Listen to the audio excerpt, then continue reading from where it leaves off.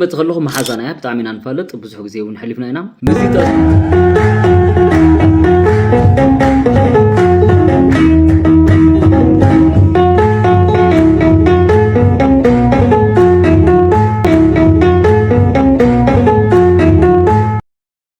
በስመ አብ ወወልድ ወመንፈስ ቅዱስ አሐድ አምላክ አሜን። ናይ እግዚአብሔር ቤተሰብ ናይ ኣዴና ናይ ቅድስት ድንግል ማርያም ናይ ሓደራ ደቂ ናይ ኩሎም ቅዱሳን ፈተውቲ ናይዚ ቻናል ተኸታተልቲ ኣብ መላእ ዓለም ዘለና ናይ እግዚአብሔር ሰላም ይብዛሕልና። ከም እግዚአብሔር ፈቃድ ሓንቲ ሓዳሽ ኣጀንዳ ኮይና ዝመፀት ኣላ ንሳ ያው ምስ መርትዖዓ ምክንያቱ ብዙሕ ዝደናገር እውን ስለ ዘሎ እሳ ሒዘ መፅእ ኣለኹ። ስለዚህ ነዚ ሓፃር ደቂቃ እዚኣ ጀሚርኩም ከይተቋርፅዋ ጀሚርኩም ንኽትውድዋ ያው ብስም እግዚአብሔር እስካብ መወዳእታ ተኸታተልዋ ክብለኩም ይደሊ። እታ ኣጀንዳ እታ እያ መጀመርያ ናይ ሕዝንዮ መንእሰይና ሂወቱ ኣብ ማሕበራዊ ሚድያ እዩ ገይርዎ። ሂወቱ ማሕበራዊ ሚድያ ይገብሮ እሞ ካብኡ ናይ ሕድሕድ ናይ ውሽጥኻ ፀገም ናብ ማሕበራዊ ሚድያ ይልቃ በቃ ዝተሰምዐካ ኩሉስ ናብ ማሕበራዊ ሚድያ ምልቃ። እሺ ማሕበራዊ ሚድያስ መን ይኽሰምዐካ? ሽማግለታት ድየመልየሞ ማለት ኣብ ማሕበራዊ ሚድያ ዝከታተል ሰብ እዩ። ግን እቲ ማሕበራዊ ሚድያ ባዕሉ ግን እቲ ፕላትፎርም ግን ግኡዝ ሂወት ዘይብሉ ፕላትፎርም እዩ። ብካሊእ ባላታ ማለት እዩ ኣልጎሪዝም እዩ፣ ኣፕሊኬሽን እዩ። ኣብቲ ውሽጢ ግን ዝከታተልዎ ኣለዉ። ሕዝና ኢና ንፍንዎ ዘለና ናብቲ ኣፕሊኬሽን። ስለዚ ሓደ ሓውና ዝለቀቆ ነገር እኒኦ እዚ እቲ ሓውና ብዛዕባ ሂወቱ ማዕተው በጢሱ በቃ ንሃይማኖት ዘይብለይ እየ ዝኸውን ዝብል ሓደ ለቂቁ ኣሎ። ንሳ ክሪአና እታ ካልአይቲ ድማ እታ ሓንቲ ኣጀንዳ ኮይና ዝኒያ ትወዓውዓ ዘላ ማሕበራዊ ሚድያ ስለ ሕሊና እትበሃል ሓፍትና ኦርቶዶክስ ድሂ ፕሮቴስታንት ድሂ እናተባሃለ ብዙሕ ሕቶታት ዘቐርብ ኣሎ። ንሳ ትጥቀሞ ባህርያት እውን ኣሎ። ስለዚ ኣጅንኡ እያ ንሳ ድማ ዝብል እውን ክሪኢና ናብቲ ናይ መጀመርያ ክመፅእ ከለኹ መጀመርያ እታ ቪድዮ ርኢናያ ንመለስ።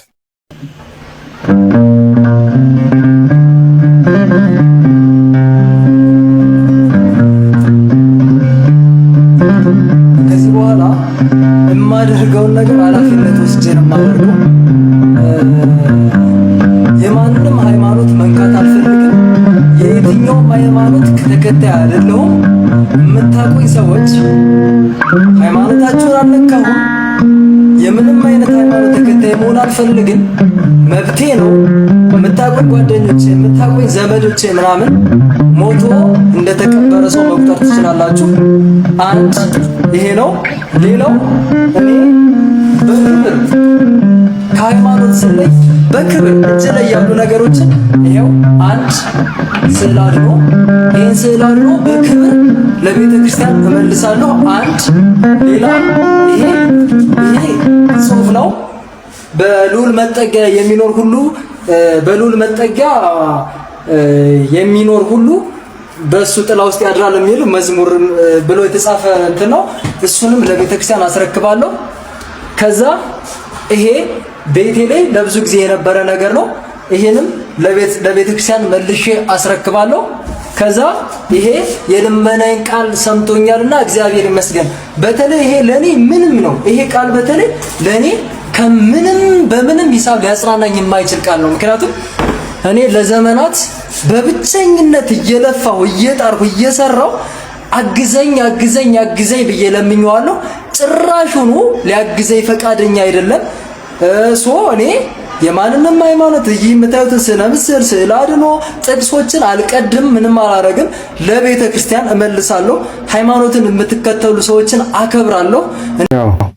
ከመእተው ከሆነና ታቪዲዮ እዚኣ ትመስል እዚኣ ተለቂቃ ዘልያ ሕዚ ዝሓውና ሃይማኖቱ ክሒዱ ናይ ማንም ሃይማኖት ተኸታሊ ክኸውን የደልን ክነቅፉን የደልን ኢሉ ብክብሪ ትስእሎ ድህኖ እውን ክምልስ እየ ኢለሉ ተኸታሊ። ስለዚ ንምንታይ እዩ ከምዚ ኮይኑ ንኡ ዝፈጥረሉ ተዓይንከት እዩ። ሓደ መጀመርያ ንፈልጦ ዘለና ንሕና ብነፃ ፈቃድና ንንቀሳቀስ ሃይማኖቱ ክክሕድ ይኽእል እዩ። እሱ መሰሉ እዩ። ግን ሂወትካ ትርከብ ደይትርከብ ህይወት ኣይትርከብን እያ ምክንያቱ ሓደ መንገዲ እዩ ሃይማኖት መንገዲ እዩ ህይወት እዩ ተዘይተረዲእናዮ ተሓቃውነቱ ክነስተውዕሎ ይንኽእል ኢና ስለዚ መብዛሕትኡ መንእሰይ እውን ኣብ ማሕበራዊ ሚድያ ላይቭ ኣትዩ ክሳዱ እያ ህይወተይ ክሕልፍ እየ ካራ ሒዙ ክሳደይ ክቆርፅ እየ ገለ ብዙሕ ዝተጨናነቐ ንሪኢና ዝሓነ እውን ይሕዝነካ እዩ ኣምላኽና እግዚኣብሔር ያው ሰላሙ ይመልሰሉ ግን ውሽጡ ዝርበሽ ነገር ይረአየካ እዩ ስለዚ መንእሰይ እንታይ ኮይኑ ሓደት የልመናየ ቃል ሰምተኛልና አመሰግናለሁ ዝስ አይወተይ ምንም የገበረለይን ኢሉ ሓደ ጅመር ከሎ ደው ኢሉ ሙቃሙ ዓልቡ ምሕረት ኣምላኽ እዩ ደው ኢሉ ምንቅስቃስ ነስተውዕለት ኮይና ደው ኢልና ምንቅስቃስና ብህይወት ምንባርና ምሕዳርና ምውጉሑ መዓልትታት ምሕላፉ እዚ ኩሉ ብህይወት ምን ትነብር ከለኻ ሓደ ታይዚ ፍቃድ ኣምላኽ እዩ ኣብዚ ተረዳነ ካብ ድማ እግዚኣብሔር ስርሑ ኣይምርመርን ኩሉ ግዜ ስጋዊ ድሌት ይኾና ንደሊ ብስጋዊ ድሌት ክሪኦ ይብላን ኣቀዲምኩም ጽድቁን መንገድን ኣልሹ ካሊእ ኩሉ ክወሃበኩም እዩ ትብል ማቴዎስ ወንጌል ምዕራፍ 6 ቁጥር 33 ስለዚ እታ ቀዲምኩም ትብል ጽድቁን መንገድን ኣልሹ ካሊእ ክወሃበኩም እዩ ዛቃዚኣ ተዘሪእና እያ ብትክክል ተዘይኣሚንና ኣላ ተዘይፀኒዕና ብዛቃዚኣሲ እንድሕ ስጋዊ ጥራሕ ኮይና ማ ኣይሳኽዕልካን ጸላእሰና ዝበሃል ረሲዕና ዘንጊዕና ኣለና ማለት እዩ ጸላእሰናት ከዓ ስነ ምግባር ንኸይልወካ ወይ ድማ ሃይማኖት እምነት ንኸይልወካ እናተፈታተነ ወይ ድማ ኣብ ውሽጥኻ እዚ ዘይሃበካ ኣምላኽ እዚ ዘይገበረልካ ናለ ሓሳብ ዘምፀልካ ተኮይኑ እዚ ናይ ዲያብሎስ ስራሕ እዩ ስለዚ ናይ መናፍቕ መንፈስ ዝበሃል ማለት እዩ ናይ ክሕደት መንፈስ ስለዚ ኣብ ልቦናና ሕሊናና ዝመፁ ሓሳባት ሓደ ናይ ባዕልና ሓሳብ ከይኾን ነስተውዕል ካልኣይ ናይ ዲያብሎስ ሓሳብ ክኸውን ይኽእል እቲ ሳልሳይ ድማ ሂወትካ ዝመርሕ ናይ መንፈስ ቅዱስ ሓሳብ እዩ ድማ ቃል ኣምላኽ ስለዚ ዝሓውና ኣነ ናይ ማንም ተኸታሊ ክኸውን የደልን እየ ተደልዮም ከም ዝሞተ ይቆፀሩን ዋላ ቤት ተብናለ ኢሉ ኣሎ ግን ኣብ ከምዚ ምልቃቑ ባዕሉ ሓደጋ እዩ እዚ ካብዚ ምልቃቑ ክንደይ ተስፋ ቆረፅ ሰብ ኣሎ ንኡ ተኸቲል ናብ ከምኡ ዝኸይድ ኣሎ እዩ ስለዚ ካብዚ ንጠንቀቕ ንማል እዩ እዚ ሓውና እዚ ድማ ብዘለና ዓቕምና ሂወቱ ሰላም ንኸውን ናብ ነበረ ንኽመለስ ሃይማኖት ሓቁ ሂወቱ ንኽፈልጥ ብጸሎት ምሕጋዝ ምክንያቱ ሂወት እናተንሰአስ ኣነ እየ ዘለና ኣምላኽና ድሕሪ ሞት ሂወት ኣሎ እዩ በዚ ክንፈልጥ ኣለና ናብቲ ሓንቲ ክመፅእ ከለኹ ድማ ናይ ሓፍትና ሕሊና ኣብ ቲክቶክ ኣብ ፌስቡክ ቪድዮታት እናለቐቐት ካብ መፅሓፍ ቅዱስ ሓይለ ቃል ናይ ኣምላኽና ዝዓለት ትዛረብ እያ ግን ክትዛረብ ከላ ችግር ይርአ ኣሎ ዝብሉ ወገናት መፅኦም በርግጥ ኣነ እቲ ነገራት ናተቀባበልዎ ክኸዱ ከለዉ የርእዮ ብውሽጢ እውን እስቲ ነገር ዝረአዮ ኣብ ቲክቶክ ዝብሉ መንፈሳውያን ኣሕዋተይ እውን ሓቲቶምኒ ክሪኦ ከለኹ ግን ሓፍትና ብሓፂሩ ቅድሚ እንታይ ዓይነት ሃይማኖት ተኸታሊት እያ ምባለይ እዘን ሓፀርቲ ቪድዮታታ ንርአ መጀመርያ ኣብ ቲክቶክ ዝረኣናዮ ሓቢርና ንሪኦ እዚ ንሪኦ ዘለና እዚ 7ኛ ዓመት ልዩ የምስጋና ጉባኤ ዝብል እዩ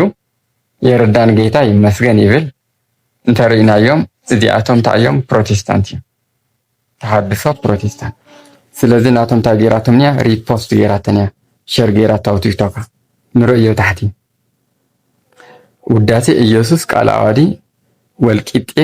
ኣጥድያ ቃል ኣዋዲ ሕብረት ኢየሱስ ይመጣል ዝብል እዩ ሕሊና ግሬስ ኢላ ሸር ጌራተን እያ ሓደ እዚ ካሊእ ድማ ኣብዛ ስእሊ ንሪኣ ዓለም የተፈጠረው ስለ ማርያም አይደለም ዝብሉን እዮም እዚኦም ተሃድሶ ፕሮቴስታንት እዮም እዞም ሰብኣይ እዮም እዞም ዝጠምጠሙ ምክንያቱ ብፍሪኦም ክትፈልጥዎም ይኽእል እዩ ዝለና እግዚኣብሔር እቲ ፍሪኦም ድማ እንታይ እዩ ዝብል ክንፈልጥ ኣለና ካብኡ ታይላ ታሕታይ ትግራይ መራሕቲ ሃይማኖት ጥዑይን መፅሓፍ ቅዱሳውን ኣምህሩና ኢላ ኣላ እንቲኦም ደጊፋቶም እያ ተስተምሮ ሕዚ እውን እሳ እያ ኣምህሩና ዝብል ሓዝዎ እንታይ እዮም ከምርዋ ደልያ ቀፂላ እዚኣ ድማ ተሃድሶ ቃል ኣዋዲ ይብል ናትና ክዳን ዝመስል ፃዕዳ ተኸዲኖም በቲ ገፅ ዘላ እውን والتنسيتي أو تشفافين الألوان أنا مثلا تحدثوا على أوادي ذل جين حزر ما ذي أون شر ويد ماري بورس غيراتان بمقصال أو ذي دما يويج بر ذوليو يتحدثوا تأرتروكس نأرتروكس تحدثوا خنقير لنا ذوليو ذي دما أسجد الله أسجد مالت بقول في نتوس توجده بتعمل حاجة تحدثوا منافع يفيون نقول بعلى هلنا شرقيرات الله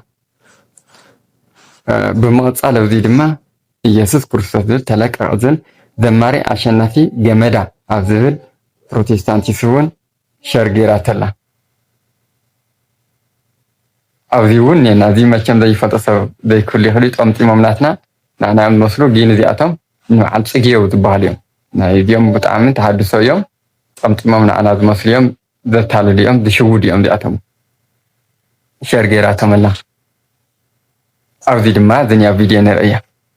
أو ذا فيديو ذي أدما أتي أو بيتخشى الناس قبر ذنارة يا ريدا وذيما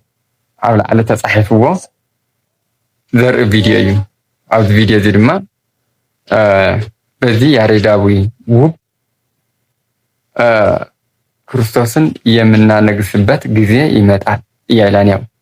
نكريستوس عملنا كنا نقصل نخل جزء خمسة أورتو برو كاثوليك يميبال نجاري لهم كريستنا بتكفين عندنا سلذي ودا عند إن متعلن إلى أنا سلذي زي ما بتعني حدا جنيا متعلليو زردنا تايو أرثوذكس ويتنا مدحنا يسكسس كم زي تسوقهم جيرا ويدمخس كعادي جنا زي سوقتنا نثابت ولا لا مسرتكي نود في يتسبك كم زلق عينه كم ديهم بروتستانت تحدثوا مالس تماساسيلهم تشفافينهم مسكال جيرم زخاريهم ስለዚህ ኦርቶዶክስ ዋህደማ ተሐቃዊ ሰማይ ምድርን ፈጠረ እግዚአብሔር አምላክ ወደ ቅድስት ድንግል ማርያም ሓድነቱን ሰለስነቱን እናምለኽ በሓድነቱን ሰለስነቱን እናምለኸት እናመስገነት ንዘላለም እትነብር እያ ቅዱሳን በብደረጃኦም በኽብሮም መሰረት እናመስገነቶም እትነብር እያ ኦርቶዶክስ ተዋህዶ ስለዚህ ጎይታና መድኃኒትና ኢየሱስ ክርስቶስ ገና ተንግሶ እያ እዳትላ ጎይታና መድኃኒትና ኢየሱስ ክርስቶስ ሃይማኖትና ኦርቶዶክስ ተዋህዶ ናይ ጎይተት ጎይታ ናይ አማልክት አምላክ እና በለት እተመስግኖ በሐድነቱ በሰለስነቱ ዝነብር በባህሪው አምላክ እና በለት እተመስግን እተኽብር ያ ሃይማኖትና ኦርቶዶክስ ተዋህዶ ተመረነ አውዚ ግን ጽሕፋቱ ዝንያ ያው ግልጽ ነው ሁላትና ማለት ነው ስለዚህ በደመ ነፍስ ነው እንቀሳቀስ አካላት ያው ንምስተውዓዝ አክልዩ አመወዳታ ድንያ ቪዲዮ ድማ ረይዋ سلامات سملهم زخبركم تختاتلتي منالات ابزي محبراوي ميديا بتاعم يسفحوا ناتزواور زنبره غداي حفتنا هيلنا نعون منشنا غوركم ناتقومكم نيركم بينبوكسون الاكم نحاتتكم نيركم فلطو سلازلنا مالتي فلما غنا اننتاي خبل زدلي بصحتو نموقاس نصرفي نمفرراح نمتاينا نقدم مقسات زبحال ነገር نحلو فلاري مافت منفساو ህይወት ትኩረት እንገብር አምነት ንብሎም ሰባት አከንደ ተግሳጽ ምኽሪ ናብ ጽርፍ ንጓየሉ ይሁን ትረሽን ዝዓይነቱ መልእክታት እውን ክበጽሕሪና ነርና እዚ ድማ ንሓንቲ ቤተክርስትያን ይጣበቕ ናይ ዝብል ክርስቲያን ባህሪ ይኾና ፍጻመና እንታይ እዩ ሰብ ምድሓን ስለ ዝኾነ ናይለን ክመጽእ ከለኹ መሓዛና ያ ብጣዕሚ አንፈልጥ ብዙሕ ግዜ እውን ሓሊፍና ኢና ምዚ ተኣሳሲሩ ሃይማኖታ ሕቶን ዘለኩም ሃይማኖታ ፕሮቴስታንት እያ ካልእ ማለት የብሉ ተጠቃሊላላ ማለት እዩ እዚኣ ዝሓውና ዝነገረና ሓደ ካብቲ ዝተናገሮም መጀመርያ እዩ ዕርፊ ገሊኦም እውን ከተቀተልኒ ያዝብሉሉ እዚ ሃይማኖትና ይውክል ሃይማኖትና ነፃነት ተምህርያ ፍቅርን ሰላምን ሓድነትን እትሰብኽያ ስለዚ ከምቶም ካልኦት ይቀተሉ ይተሓረዱ ንብል ኣይኮናን ከም ንብል ተሊና ዓብይ ጌጋ እዩ እንደምን ብፍቅሪ ግብርኩም ኣጽሚ ሰብ ግብርኩም ይብራህ እዩ ማለት እዩ ስነ ምግባርኩም ኣብ ቅድሚ ሰብ ብሩህ ይኹን እዩ ዝብል ማለት እዩ ስለዚ እዚ ማለት እዩ ስነ ምግባርና ሪኦም ናብቲ ሓቃውነት ክመጡ ክርድኦምን كملاسون يو تكتل ترلشن كالي دول ذي جيجايو كم بو أي بحالين بيتخيانا أي تقتلنا على كم ذول يلين سلذي زي أمن توينون بنت عنا يجزن كساعات دينا إذا حسنا تشجر نيرو ما ننت أي تقلد سنير ما ننت تقلد فيه سلو ولا لي تعمل هذا تمهري ذول وزح حتى تذكروا سلو قدسانك ذول تذكروا لا يو بصوت أتبع عني دوم لقيت ناس مارانا تانولو هلون عنو ليلا بيتخرسيان في ንምንታይ እያ ቶሎ ንዓይላ ዘይትፅውዕ ኢላ ንቤተ ክርስቲያን እውን ክትነቅፍ ኢላ ስለዚ ዝሮ ዝሮ ብግብሮም ብፍሬኦም ክትፈልጥዎም ኢኹም ከም ዘለና ጎይታና መድሓኒና ኢየሱስ ክርስቶስ ብፍሬኦምን ብግብሮምን ብቐሊሉ ዝፍለጥ እዮም ሓድሽ ነገር የለን ምክንያቱ እዚ ቀደም ዝተወገዘ እዩ ምሕታትና ፀገም የብሉን ክንሓትት ኣለና ትኽክል እዩ ስለዚ ሓተትና እውን ተሓቃውነት ተረዲእና የለና ኣቲና ፈትሽና እንታይ ምዃና እውን ፈሊጥና እያለና ስለዚ እቲ ፀርፊ ካልእ ግን ይቕረየና ምክንያቱ ፀርፊ ንእግዚኣብሔር ስለ ዘይስማዕና ግን እቲ ግብሮም ዘታልልዎ እቲ ካብቲ ሓቃዊ መድሓኒት መንገዲ ወፂኦም ንኽጠፍኡ ዝገብሩ እንተኮይኖም ግን ንድሕሪት ክንብሎም ኣይንኽእልን ኢየሱስ ክርስቶስ ክበሃል ከሎ ፀላዕላዕላ ይብለኩም እውን ኢላ እያ ዋ ብስሙ መፂኦም ጉልባብ ገይሮም ዝመፁ እንተኮይኖም ደኣ እንድሕ ምእመና ሃይማኖትና ዘጥቅዑ እንተኮይኖም ተመሳሲሎም ተሸፋፊኖም ዝመፁ እንተኮይኖም ደኣ እወይ ይሕመና ይቕንጥወና እንታይ እዩ ነፍስና ስለ ዝኾነ ሃይማኖትና ነፍስና ሂወትና መንገድና ብርሃንና ትንሳኤና ኣብ ውሽጢ ኦርቶዶክስ ተዋህዶ ሃይማኖትና ድማ ንረኸብ ኣምላኽና እግዚኣብሔር ብሓድነቱ ሰለስትነቱ ዝምስገን ዝኽበር ካብኡ ወላዲቱ ኣዴና ቅድስት ድንግል ማርያም ናይ እግዚኣብሔር ኣዴና ቅድስት ድንግል ማርያም ናይ ኣምላኽና ናይ ኢየሱስ ክርስቶስ ኣደ ማለት እዩ እመቤታችን እንረኸበላ እያ ሃይማኖትና ብፀሎታ ብቃል ኪዳና ምስ ወዳ ምስ መድሃኒዓለም ኣምላኽና እተራኽበና ቅዱሳን መላእክት እውን ብተራዳኢነቶም ብቃል ኪዳኖም ዝሕልውና ኣምላኽ ዘኽበሮም ስልጣን ዘለዎም ነኽብሮም ነመስግኖም ቅዱሳን ጻድቃን ሰማዕታት ሃዋርያት ነቢያት እዚኦም እውን ኣምላኽና ብዘኽበሮም መጠን ኢና ነኽብሮም እንዶም ብዘኽበሮም መጠን ይኽበሩን ይመስገኑን ኢና ንብል እምበር ክንደይና ኢኻ ኸቢርና እዮም እሳቶም ብቃል ኪዳኖም ግን ዝሕልውና እዮም ስለዚ በዚ መሰረት ብፍሪኦም ትፈልጥዎም ኢኹም ተባሂልና ፍሪኦም ክበሃል ከሎ እንታይ ማለት እዩ ሓደ ሰብ ትኽክለኛ ተኾይኑ ከምህር የኢሉ ተወፂኡ ናይ ኣምላኽና ናይ ኢየሱስ ክርስቶስ ናይ ባህሪ ኣምላኽነቱ ከምህር ኣለዎ ሓድነቱ ሰለስትነቱ ከምህርን ክፈልጥን ኣለዎ እመቤታችን ቅድስት ድንግል ማርያም ክብራ ንጽህና ቃል ኪዳና ኣማላጅነታ ክፈልጥ ኣለዎ ክብራ ካብ ፈጣሪ ንታሕቲ ካብ ፍጡራን ኩሉ ንላዕሊ እያ ቅዱሳን መላእክት ቃል ኪዳኖም ክብሮም ክፈልጥን ከምህር ኣለዎ ቅዱሳን ነቢያት ሃዋርያት ጻድቃን ሰማዕታት እዚ እያ ቤተክርስቲያንና ተምህር ምክንያቱ እግዚኣብሔር ኣብ ቅዱሳን እዩ ዝግለጽ ንኣኹም ዝቕበል ንኣየ ይቕበል እዩ ስለዚ ቅዱሳን ከይተቐበልካ መጌርካ እግዚኣብሔር ክትቕበሎ